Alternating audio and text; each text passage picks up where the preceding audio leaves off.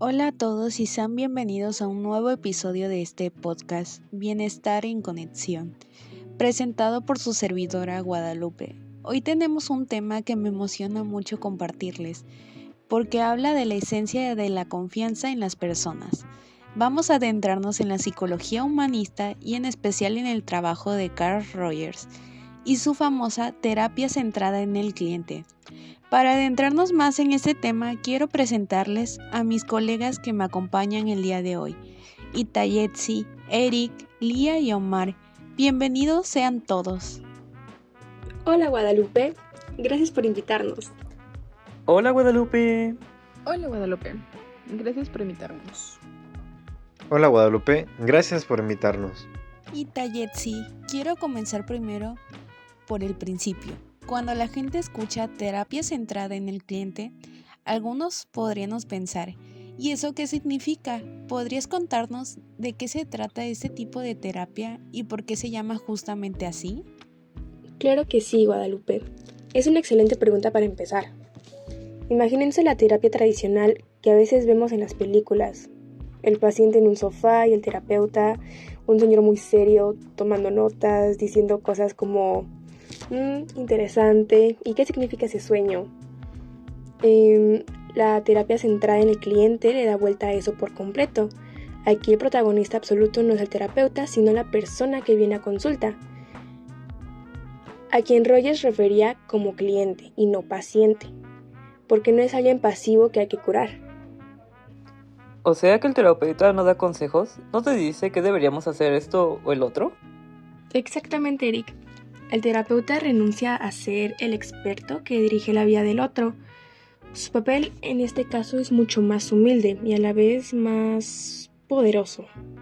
Crea un ambiente tan seguro y de tanta confianza que hace que el cliente se sienta libre para explorar sus sentimientos, sus conflictos, sus confusiones o los problemas que tenga en general. Aquí Rogers creía que todos los seres humanos tenemos una tendencia actualizante. Es una especie de impulso natural hacia el crecimiento, la salud y la realización. Un momento, Ita. Eso suena muy bonito, pero ¿funciona en la vida real? Con problemas complejos como la ansiedad severa o una depresión, parece un poco ingenuo. Es una crítica muy común, Lía, y es totalmente válida. Puede sonar un poco idealista, pero está respaldada por mucha investigación.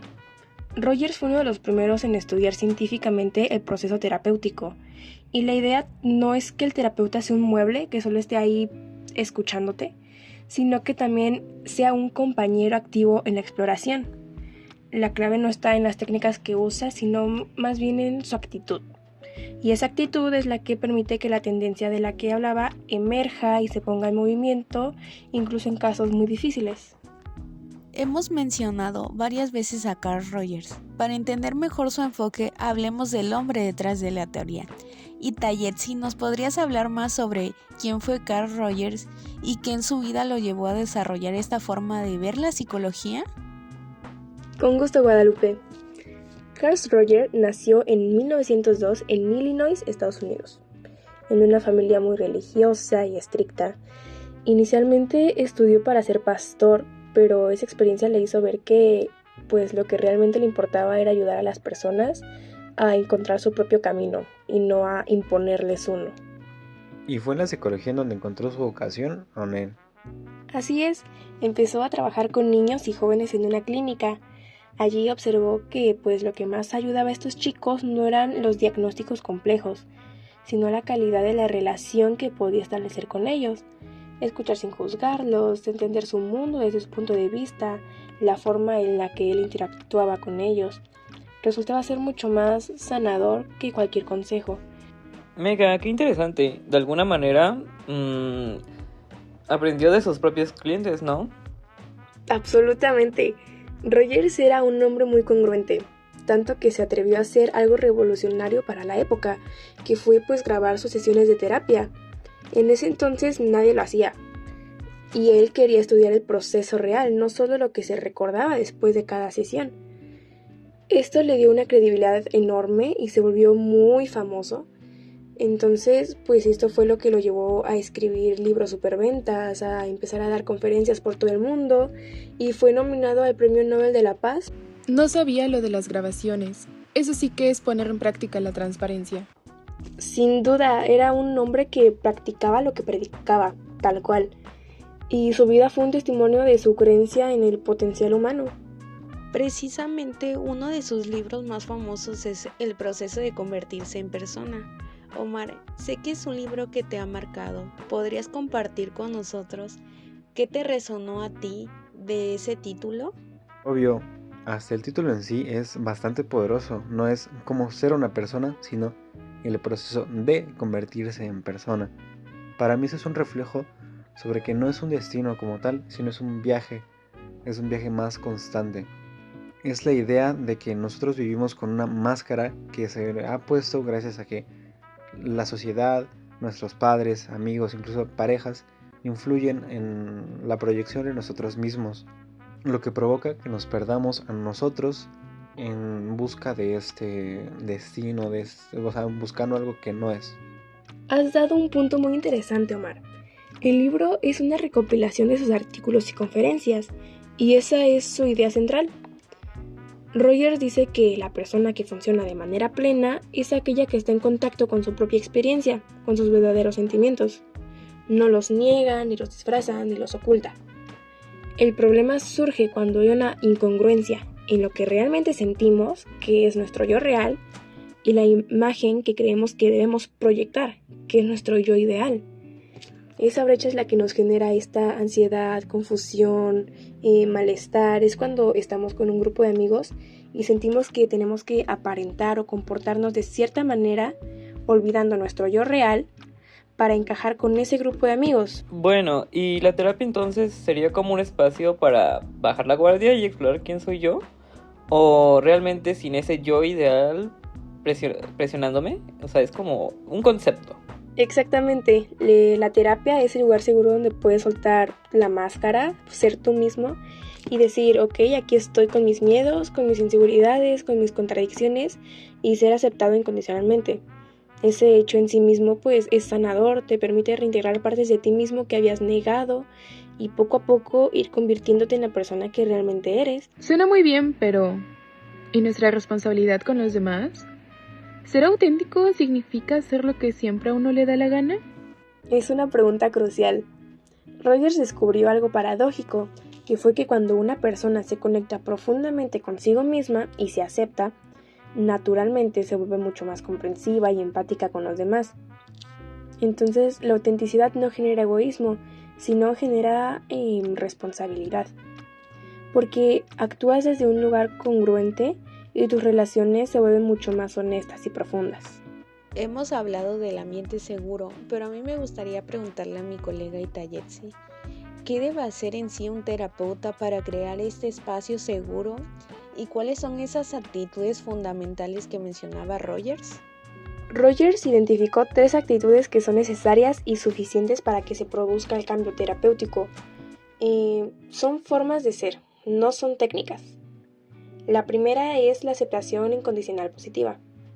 Esta es una aceptación total del cliente como ser humano valioso, sin condiciones.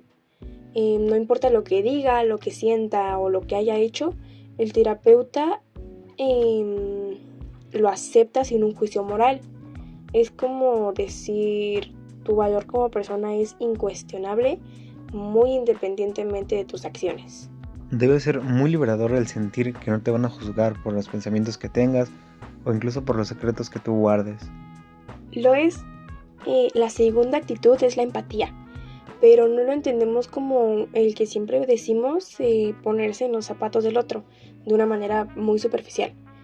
Para Rogers es la capacidad de percibir el mundo privado del cliente como si fuera el propio, sin nunca perder ese como si fuera el nuestro.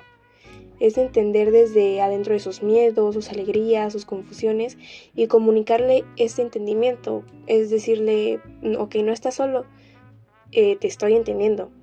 Te estoy entendiendo porque lo estoy viendo de una forma como si me hubiera pasado a ti, como lo que si tú has vivido o te haya acabado de pasar, me hubiera pasado a ti. Por eso recalco, sin perder ese como si me hubiera pasado a mí. Ok, aceptación y empatía, pero, Ita, volvemos a mi pregunta de antes.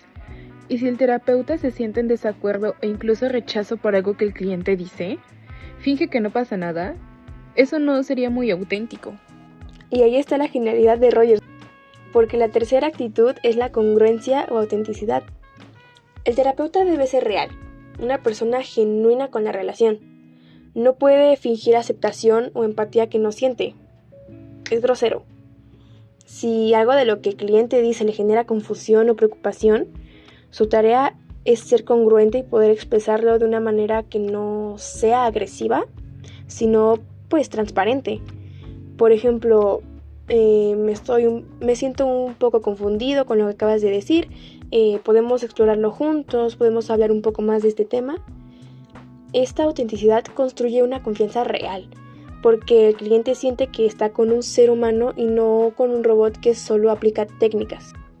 Bueno, o sea, es que depende mucho, ¿no? De que no se trata de ser perfecto, sino de ser un humano honesto.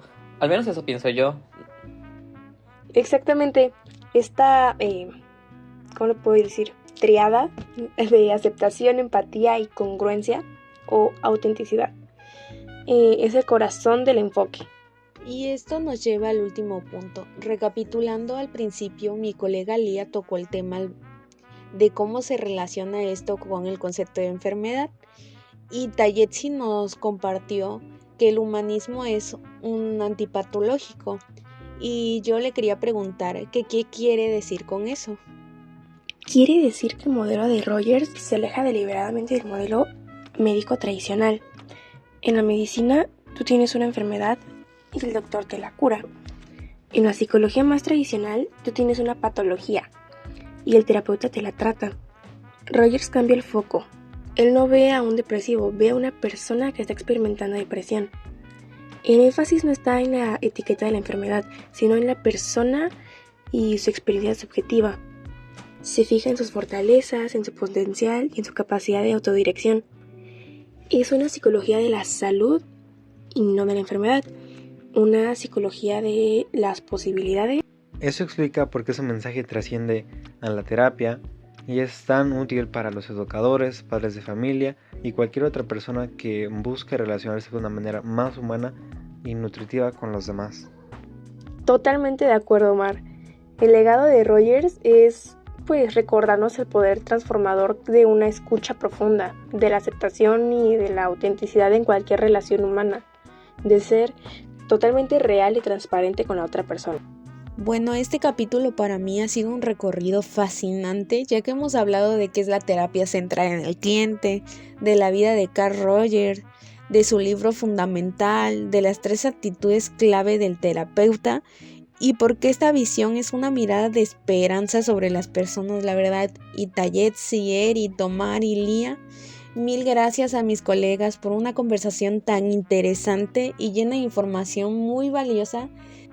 Gracias a ti, Guadalupe. Ha sido un placer. Ha sido un placer, Guadalupe. Gracias, Lupis. Ha sido muy bueno el podcast. Realmente temas muy interesantes. Y realmente ha sido un placer estar aquí. Muchísimas gracias. Muchas gracias a ti, Guadalupe. Ha sido un placer. Y a ustedes, mis queridos oyentes, los dejamos con una pregunta para reflexionar esta semana. ¿En qué áreas de tu vida podrías practicar una mayor aceptación, empatía o congruencia contigo mismo o con los demás? Les mandamos un fuerte abrazo y les recordamos que el viaje de convertirse en uno mismo es el más importante que podemos emprender. Hasta el próximo capítulo en Bienestar en Conexión.